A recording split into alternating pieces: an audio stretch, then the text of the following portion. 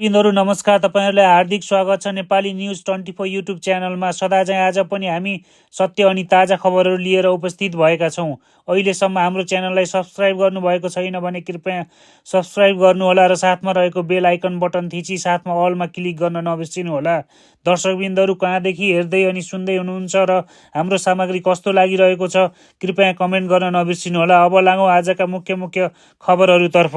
दर्शकबिन, नयाँ काङ्ग्रेस नयाँ नेपाल महामन्त्री गगन थापाको महाधिवेशन प्रस्ताव, बालेन विरुद्ध जाहेरी लिएर साइबर ब्युरो जाँदै युवा सङ्घ, पूर्व राष्ट्रपति भण्डारीको घर अवलोकन गर्न भङ्गाल पुगे गृहमन्त्री, नक्खु कारागार जेलरको बयान, रवि लामिछाने निस्केको 1.5 घण्टापछि जबरजस्ती पत्रमा हस्ताक्षर गर्न लगाइयो, जेनजी आन्दोलन जाँचबुझ आयोगले आइजिपी खापुङलाई सोध्यो स्पष्टीकरण। अब लागौं समाचार विस्तारमा। मूल्यमा निरन्तरता, अभ्यासमा परिवर्तन, नेपाली काङ्ग्रेसको पुनर्जन्मको मार्गचित्र भन्दै नेपाली काङ्ग्रेसको महामन्त्री गगन थापाले पार्टीको आगामी महाधिवेशन र समसामयिक राजनीतिक विषयमा धारणा राखे।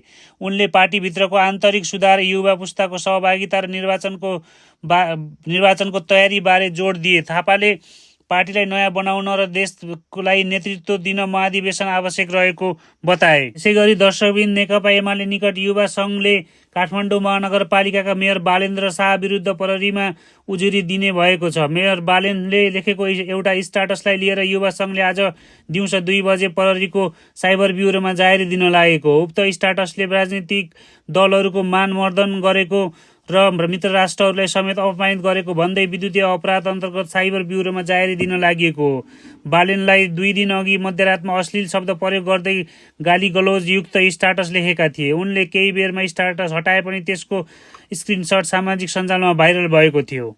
गृहमन्त्री ओम प्रकाश अर्यालले बिहिबार बिहान पूर्व राष्ट्रपति विद्यादेवी भण्डारीको काठमाडौँको चपली स्थित घरको अवलोकन गरेका छन्। पूर्व राष्ट्रपति भण्डारीको उक्त घर भदौ 23 र 24 गतेको जेनजी आन्दोलनको क्रममा आगजनीमा परेको थियो। यसअघि अर्यालले काठमाडौँको बोहरा स्टार स्थित राष्ट्रपति रामचन्द्र पौडेलको घरको अवलोकन गरेका थिए। त्यस्तै अर्यालले मङ्गलबार प्रथम राष्ट्रपति डाक्टर रामवरण यादवको ललितपुरको बागडोल स्थित निवासको अवस्था बुझ्न पुगेका थिए। त्यस क्रममा डाक्टर यादवसँग उनले भेटवार्ता पनि गरेका थिए। अब लागौं आजको अर्को खबरतर्फ। जेनजी आन्दोलनमा कारागार तोडेर अपराधी निकाल्ने अभियान चलाएको राष्ट्रिय स्वतन्त्र पार्टीका सभापति रवि लामिछाने सहित सो पार्टीका नेताहरूले सफेद झुट बोलेको तथ्य उजागर भएको छ। जेनजी प्रदर्शनमा भएको दमनबारे छानबिन गर्न गठित आयोगले नक्खु कारागारका जेलर सत्यराज जोशीसँग बयान लिएपछि रविदेखि रासपा सबै नेता नाङ्गे झार बनेका हुन्।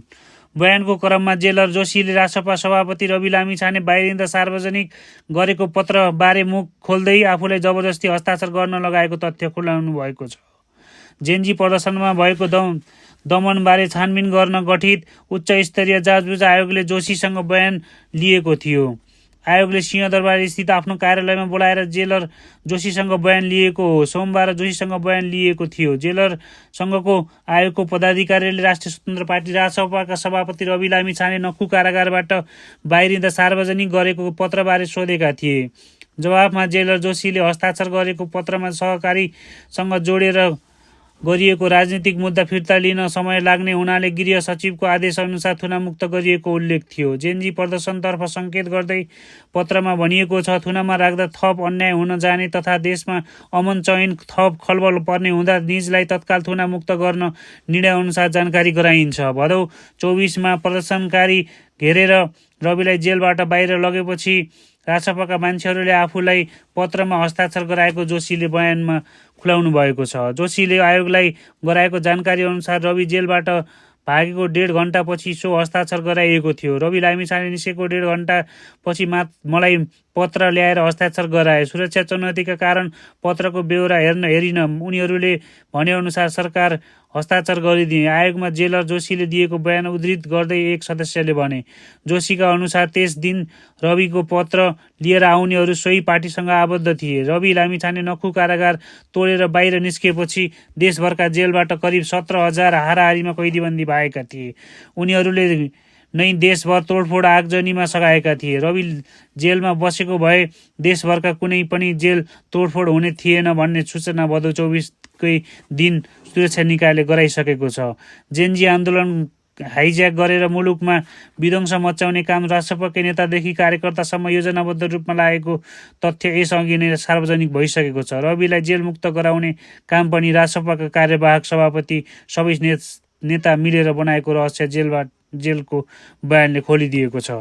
वर्षबिन जेनजी आन्दोलनका क्रममा भएका आगजनी र तोडफोड लगायत घटना सम्बन्धी छानबिन गर्न बनेको उच्च स्तरीय जाँचबुझ आयोगले नेपाल प्रहरीका महानिरीक्षक आइजिपी चन्द्र कुबेर खापुङलाई स्पष्टीकरण सोधेको छ। घटना भएको दिन भदौ 23 र 24 गते फिल्डमा को खटिएका थिए भनेर प्रहरीसँग पूर्व न्यायाधीश गौरी बहादुर कार्कीको अध्यक्षतामा गठित आयोगले विवरण माग गरे पनि दिन इन्कार गरेपछि बुधबार आइजिपीलाई कारबाही किन नगर्ने भनेर 24 घण्टे स्पष्टीकरण सोधिएको हो।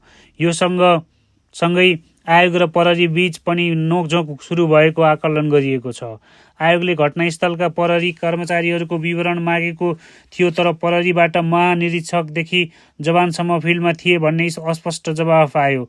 यसपछि आयोगले स्थान हद आदेश जारी गर्यो र 24 घण्टाभित्र विवरण माग्यो, तर बुधबारसम्म पनि उपत्यका प्रहरीले कार्यालयबाट कुनै जानकारी दिएन। त्यसपछि आयोगले यो कदम चालेको हो।